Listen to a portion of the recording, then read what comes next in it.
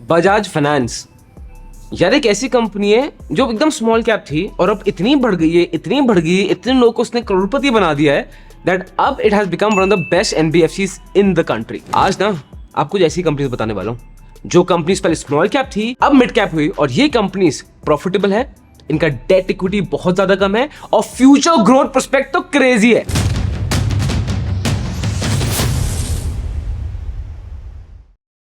तो गोयल आ गया है, मैं आपको बताऊंगा ये companies with the entire analysis, then you can make a decision for yourself. अब पहली कंपनी में ना कुछ ऐसी चीज है जो गूगल में भी थी, टेस्ला में भी थी, मेटा में भी थी, होंडा में भी थी। आप सोचते हो क्या ऐसी चीज है जो कॉमन फैक्टर है इस कंपनी के साथ? वो है कि ये सारी कंपनीज ना टेक्नोक्रेट्स ने शुरू की थी।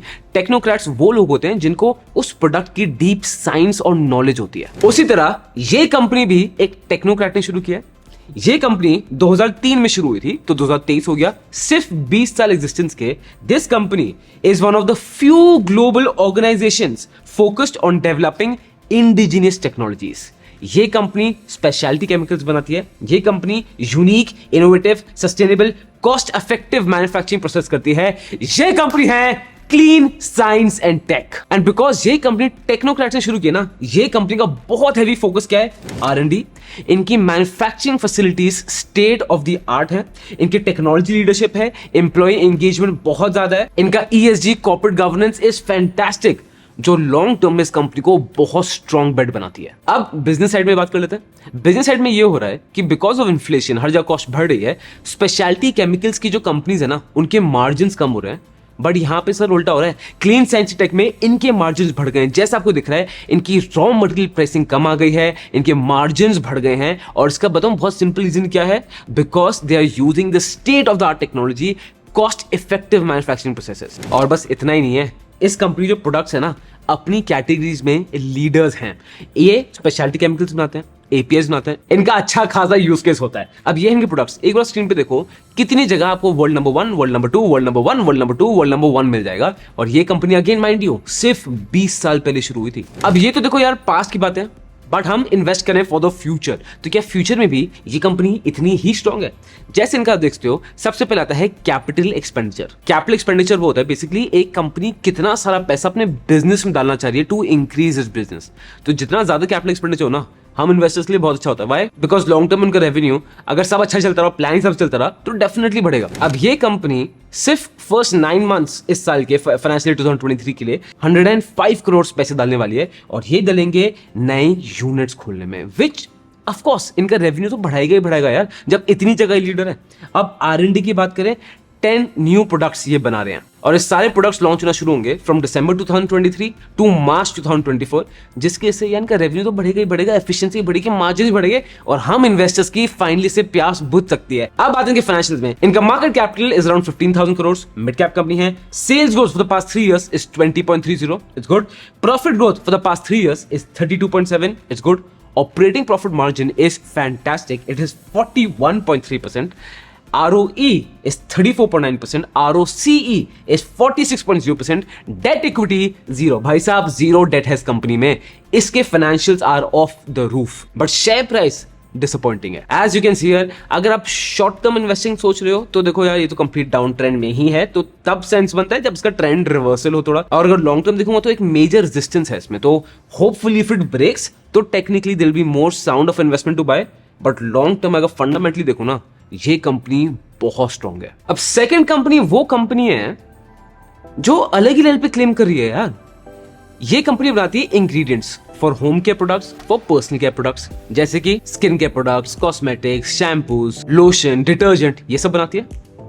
ये कंपनी ये बोलती है कि हिंदुस्तानी कस्टमर जो है 9 out of 10 कस्टमर्स वो प्रोडक्ट्स यूज करते हैं जिन प्रोडक्ट्स में इनके इंग्रेडिएंट्स है। आप समझ रहे हो मैं किस स्केल पे बात कर रहा हूं? ये वो कंपनी है जो 2010 से अपनी वॉल्यूम्स को 3x बढ़ा चुके हैं, अपने EBITDA को 4 टाइम्स बढ़ा चुके हैं, अपने प्रॉफिट को 5 टाइम्स बढ़ा चुके हैं, और ये सब जब ROCE मेंटेन्ड है एट 22%। ये कंपनी है, are you ready? Galaxy Surfactants, Hindustan की one of the largest manufacturer of oleochemical based surfactants and it is crazy. Just look at इनका फंक्शन कंपनी का चलता कैसे है। पहले ये है global supplier to global brands, जिसके बारे में हम आगे बात करेंगे।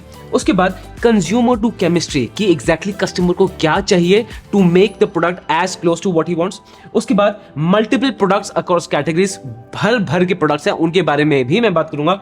उसके बाद इनोवेशन, टेक्नोलॉजी और रिजल्ट्स को है ना हाइपर इंटेंसिव ग्रोथ जो इस कंपनी में एक्चुअली हुई है। इस कंपनी के पास 2 से 5 से ज्यादा प्रोडक्ट्स हैं। मतलब कोई भी कंपनी के पास जाती है ना, surfactants is like the ultimate solution, because उनके पास इतने सारे प्रोडक्ट्स हैं, सारा सॉल्यूशन A to Z एक ही जगह से निकल जाएगा। अब इनका कस्टमर बेस देखते हैं। 56% are MNCs, 34% are local niche players, 10% are regional players.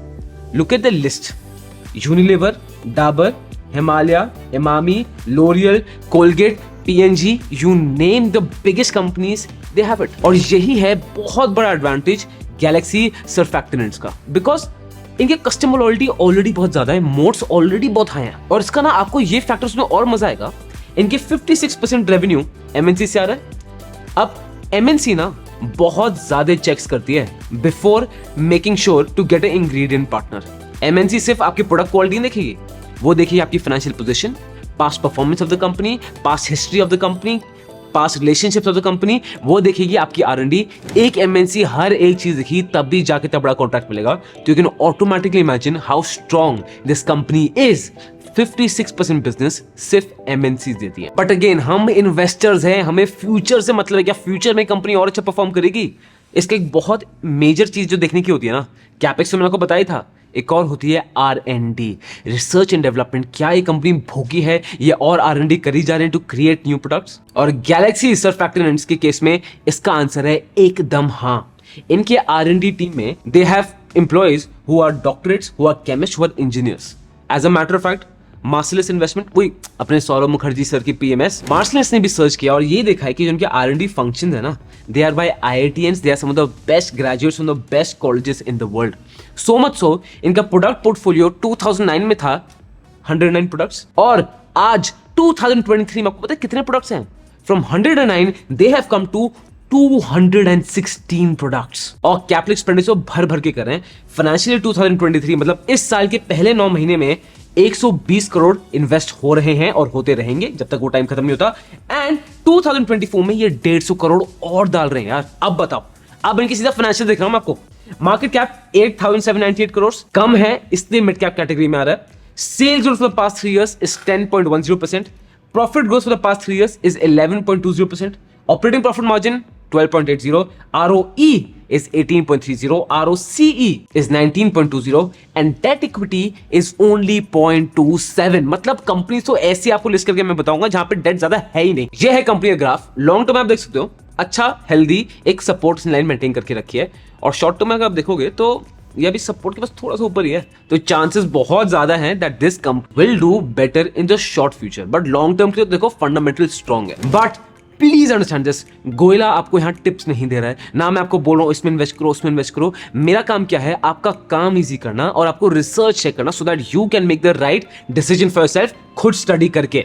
और अगर आप चाहते हो गोयला आपकी ऐसी मदद करता रहे, ऐसे हाथ पकड़ ले आपको, ऐसे मैंने पकड़ रखा है, तो आपको पता ही करना है, नीचे जाओ सब्सक्राइब बटन और वो जो बेल आइकन है फोड़ के दबा दो, सो दैट ऐसी वीडियो आप एक भी मिस ना करो। अब थर्ड कंपनी वो कंपनी है दोस्त जो एक बिजनेस को ना एक टेक्नोलॉजिकल रेवोल्यूशन के थ्रू भेज देती है।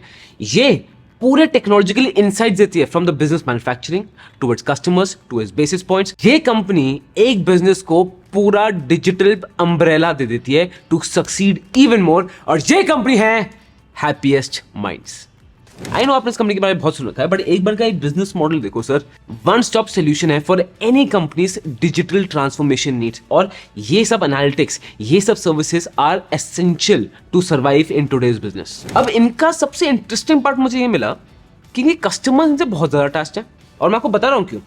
2020 में 27% ऑफ द कस्टमर्स 5 years तक एटलीस्ट इनके साथ जुड़े हुए थे, एंड 2022 में 50% कस्टमर्स इनसे लास्ट 5 years से जुड़े हुए थे। मेरा पॉइंट ये है, अगर हैप्पीएस्ट माइंड्स सेम बिजनेस में जो ऐसा डेटा सर्विसेज प्रोवाइड करती है, अगर ये इतने हाई एंड कस्टमर्स के साथ 5 साल से ऊपर रह रही है ना, दैट शोज कि भाई इस कंपनी की सर्विसेज में दम है। और इनके फाइनेंशियल्स तो भाई साहब, ये कंपनी ना 2012 में लॉस मेकिंग कंपनी थी, 29 करोड़ का नुकसान था, एंड 2022 में इनका 186 करोड़ का प्रॉफिट हुआ है। इन्होंने पूरी शिप को ही पलट के रख दिया है।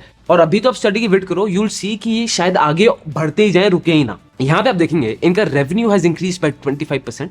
और जब ग्लोबल स्लो डाउन था, इन्फ्लेशन था, बहुत सारी 50 चीजें थी, उसके बाद इनका EBITDA 22 to 24% के बीच में मेंटेन रहा। EBITDA ना मोटा मोटा आपका मार्जिन है, प्रॉफिटेबिलिटी मार्जिन है, जितना ज्यादा हो उतना बेटर है। और ये कंपनी ये बोल रही है कि बाय 2031 ये 25% CAGR से ग्रो करने वाले हैं और अपना रेवेन्यू लेके चले जाएंगे $1 बिलियन पे। और शायद ये कंपनी इस पे इतना कॉन्फिडेंट इसलिए है बिकॉज यार रिसेंटली उन्होंने बहुत अच्छे कॉन्ट्रैक्ट जीते हैं।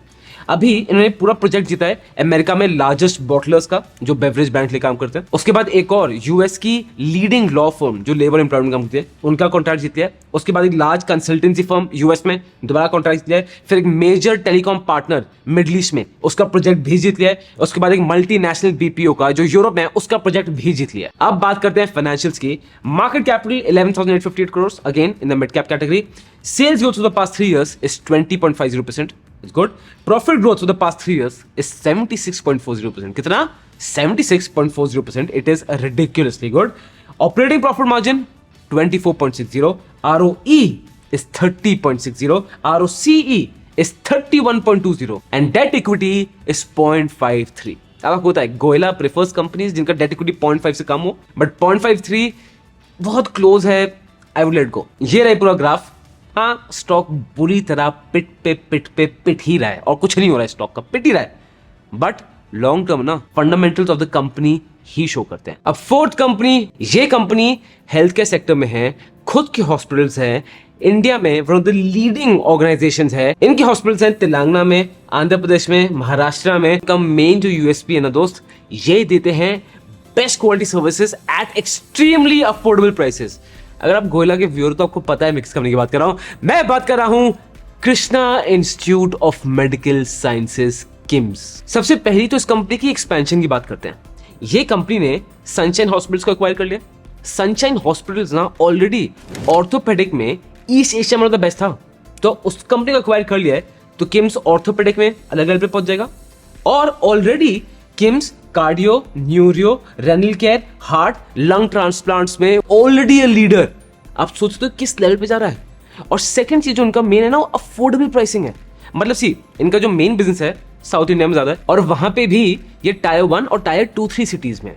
और एक ही लॉजिक है, अफोर्डेबल प्राइसिंग। हर चीज सस्ती प्राइसिंग में चाहिए। As a matter of fact, अगर आप टायर 1 सिटीज में देखोगे तो जो सर्जरी या जो प्रोसीजर एक हॉस्पिटल में हो रहा है वो किम्स में होगा एटलीस्ट 20 to 30% लेस कॉस्ट। और एक इंडियन कस्टमर के लिए कॉस्ट तो बहुत ही मेन चीज है।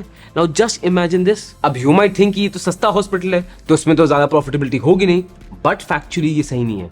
बिकॉज एक टर्म होता है ARPP। ARPP मतलब एवरेज रेवेन्यू पर पेशेंट। एक पेशेंट आ रहा है, ऑन एवरेज कितना खर्च कर रहा है। 2018 में किम्स का ARPP था 84,388 और यही ARPP अब 2022 में कितना हो गया था? गेस करो 1,21,232 रुपीज। और सिर्फ फाइनेंशियल की बात नहीं कर रहा हूं, मैं बात कर रहा हूं टेक्नोलॉजी की भी। यार किम्स के CEO is heavily inclined towards integrating technology. इन्होंने पूरा एक AI टूल बनाया जहां पे कस्टमर जाता है, उस टूल को यूज कर सकता है, वो देख सकता है कि सर्जरी होगी, क्या कॉस्टिंग होगी, क्या क्या लगेगा, क्या प्रोसीजर होंगे, हर एक चीज a customer can get cleared.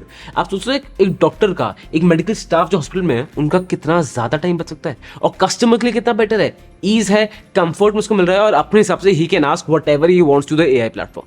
Second चीज, इनके पास खुद के रोबोट्स आ गए हैं। ये पाइनियर है, इसमें fully automated joint replacement robots है। और ये कंपनी तो वर्ल्ड रिकॉर्ड बनाने जा रही है। अब ये देखिए कितने सारे ऑपरेशंस में, कितने सारे टेस्ट में, कितने सारे प्रोसीजर्स में ये कंपनी या तो बेस्ट है या वर्ल्ड नंबर 1, या बेस्ट है या the first to do it, या तो बेस्ट है या first do it. This is KIMS for you. अब रही बात कैपिटल एक्सपेंडिचर की, भाई ये भर भर के खर्चा कर रहे हैं, बट दिल्ली में, नॉर्थ इंडिया में बिल्कुल इन्वेस्ट नहीं कर रहे। ये इनका मेन मार्केट सिर्फ साउथ इंडिया ही है। As you can see here, Bangalore में 300 to 300 करोड़, फिर वेस्टर्न और सेंट्रल इंडिया में 300 करोड़, नासिक में 200-250 करोड़, और पूरी एक लिस्ट आई हुई है यार। एज ऑफ नाउ ना इनका रेवेन्यू अराउंड 500 करोड़ के पास है। अगले 3 से 4 साल में ये अपना रेवेन्यू 1000 करोड़ के पास देंगे, मतलब डबल कर देंगे। अब जाते हैं फाइनेंशियल में। इनका market capital is 11,876 crore, It's good. Sales growth is 21.60%.